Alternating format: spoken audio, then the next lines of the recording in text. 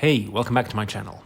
On today's video, I'm going to be reviewing Cathay Pacific Regional Business Class on board the Boeing 777-300 on my recent journey between Hong Kong International Airport and Jakarta Soekarno-Hatta Airport in June 2025.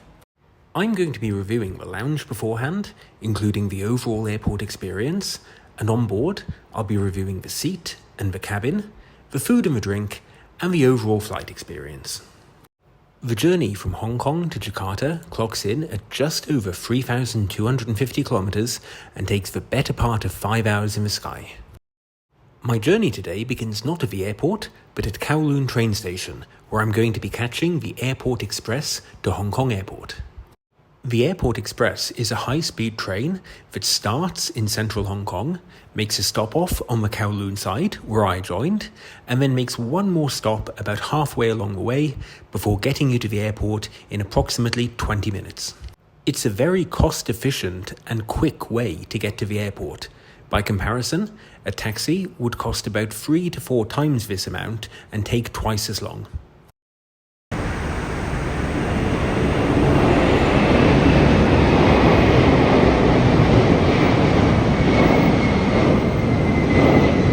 As the roar from that jet indicates, we arrived at Hong Kong International Airport.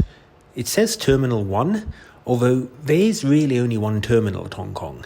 I believe they technically have a second terminal, but the vast majority of flights go from Terminal 1. And it's an impressive one. Just look at the size of this thing. I love how as you come in, they have a tribute to the Wright brothers, who first pioneered flight over 120 years ago. We've come an incredibly long way since then. As you can see here, the airport was reasonably busy today. I'm glad to see air travel bounce back after COVID. The business class check-in for Cathay is at the B gates. There wasn't much of a queue today, and I was seen to in about 5 minutes. With my boarding pass in hand, I made my way over to security and immigration. The overall process took about 10 minutes, and in no time at all, I was in the airside. If you're travelling on Cathay Pacific business class out of Hong Kong, you actually have a load of lounges you can potentially visit. Cathay Pacific alone has 3 lounges for business class passengers: the Bridge, the Pier, and the Wing. On top of that, as it's a one-world airline, you can also access the Qantas Lounge. I'm going to be reviewing all of these lounges in separate videos, but today I was checking out the Bridge. Hey, if you're enjoying the video, please subscribe.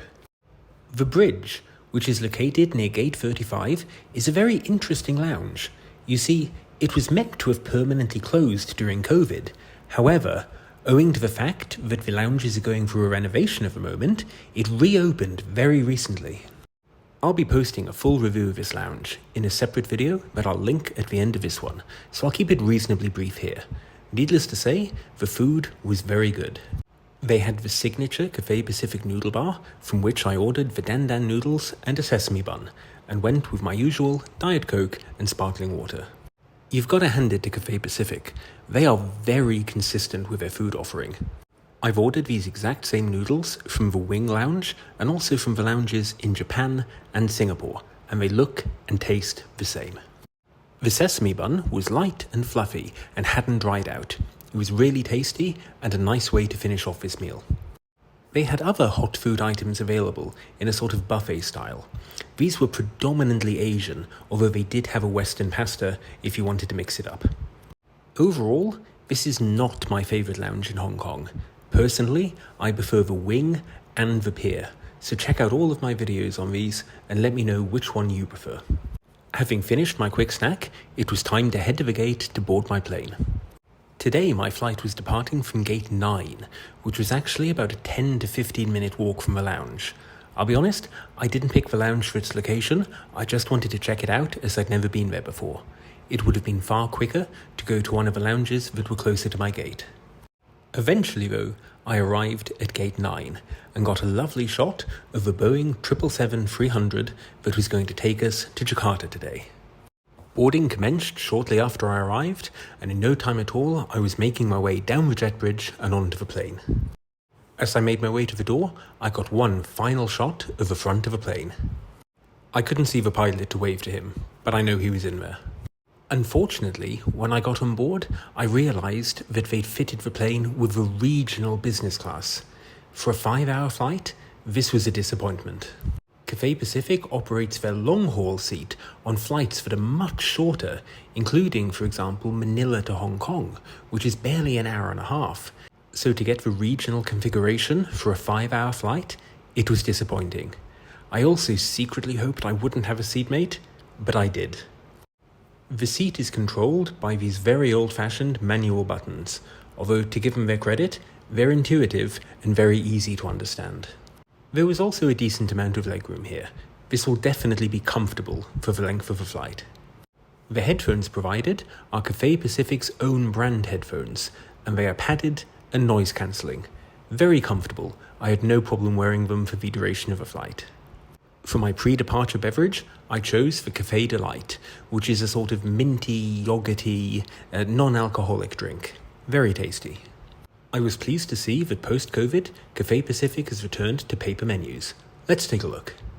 By the way, I'm trialling a new format for my videos, scanning the menus instead of showing a shaky video. Let me know in the comments if you prefer this.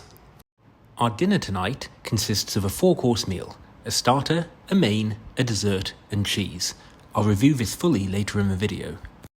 There's also a separate drinks menu, and a full bar was catered for this flight. For drinks, you have a choice of champagne, white wine, red wine, dessert wine, 6 separate cocktails, and a number of beers and spirits. If alcohol isn't your thing, there are a number of juices, soft drinks, coffees, as well as teas that you can order. This bar isn't as extensive as some airlines, like Singapore Airlines, but it certainly got the job done. After I'd finished reviewing the menu, we began our pushback from the gate, and Cathay Pacific played their safety video. I usually play the safety video with the audio in my videos, however, it didn't really capture here, so just take a look and we'll move on. For some reason, we were stuck at the gate for a delayed amount of time, and we ended up only pushing back 20 minutes after our scheduled departure time. Taxiing to the runway also took an incredibly long time, 25 minutes, which is one of the longest taxis I've ever experienced. Don't get me wrong, I enjoyed seeing Hong Kong Airport and the various planes out of a window, but this meant unfortunately we took off 45 minutes after our scheduled time. In fairness, we made some of this time up once we were in the air, but it did result in a late landing. Anyway, here's the takeoff.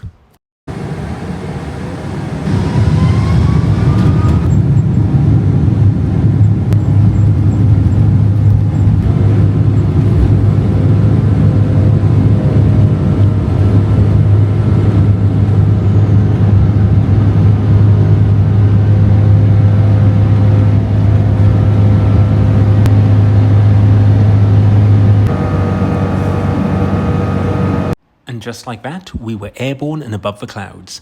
A reminder, it's always sunny once you've taken off. About 20 minutes after takeoff, the crew sprang into action and began the meal service. Today, they did a pre-meal drink and offered a small ramekin of warmed nuts, cashews, almonds, pistachios. Great way to start the meal. For my starter, I went for the seared tuna, which came with anchovies, potatoes, an egg, and some green beans. These were thick slices and were seared perfectly. Really great way to start the meal. Alongside it were served 2 pieces of Cathay Pacific's garlic bread. Not the best I've ever had, it was a little bit light on the garlic, but still a great accompaniment to the starter. For my main course, I went for the beef in black pepper sauce, served with potatoes, rice, and goji berries. Honestly, this was one of the better main dishes I've had on Cathay Pacific. The beef was tender, flavoursome, and it was served with a pair of Cathay Pacific's own brand chopsticks. These were wooden and had just the right amount of weight to make them feel substantial in your hand. After the main course, a cheese platter was served, which consisted of a small piece of brie, Stilton, and cheddar. This wasn't too big, but that was actually perfect because cheese can be quite rich. They also gave an ice cream, which was a caramel Biscoff ice cream, and Häagen-Dazs brand. Very nice. The meal service finished about 2.5 hours after takeoff, which given the length of the flight, meant I had about 2 hours remaining before I landed. I settled down and watched a film and relaxed in my seat. About 25 minutes before landing, the captain came on the intercom to let us know we were beginning our descent into Singapore. When I looked out of my window, I could see the Singapore horizon in the distance. Let's watch the landing now. Apologies, it was a bit dark when I filmed this.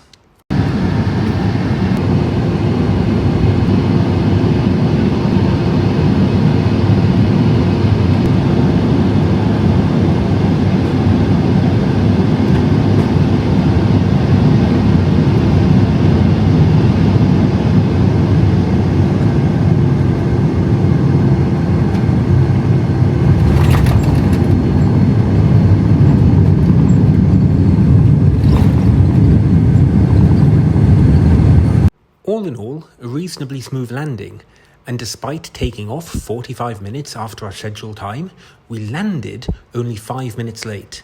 The captain was able to make up almost all of the difference in the sky. Taxiing to the gate took about 15 minutes, and we shortly deplaned. I had arrived at Jakarta Soekarno-Hatta Airport, Terminal 3. This is Jakarta's newest and most modern terminal and comes with electronic immigration gates, meaning I was able to clear immigration in only about 2 minutes. Overall, I'm really not sure how to rate this flight. I mean, the pre-departure experience was great. It was super quick to get to the airport on the Hong Kong Express, and once you get to the airport, the experience is a joy. Immigration is quick and efficient, and the lounge was a very nice lounge with good food and drink. However, I can't get over the fact that it was a regional configuration for a 5-hour flight, particularly when Cathay uses their long-haul fully lie-flat seats on much shorter routes. Don't get me wrong, the food and drink on this flight was excellent and the service was also good. I should also note that Cathay sometimes do use the long-haul seat for this route. I took this exact flight a few months ago, a video of which is linked at the end of this one, and you can see you get a full lie-flat bed for it. So it seems it really varies, depending on the day, which seat you're going to get. Overall, it's a very good flight. It's comfortable, and it's undoubtedly the easiest and best way to get between Hong Kong and Jakarta. However, if I can give one piece of advice, it's check the seat map before you book it to see exactly which seat you're going to have, because it makes a material difference on a 5-hour flight whether you have a solo lie-flat seat or you're going to spend the next 5 hours with a seatmate next to you, potentially a stranger.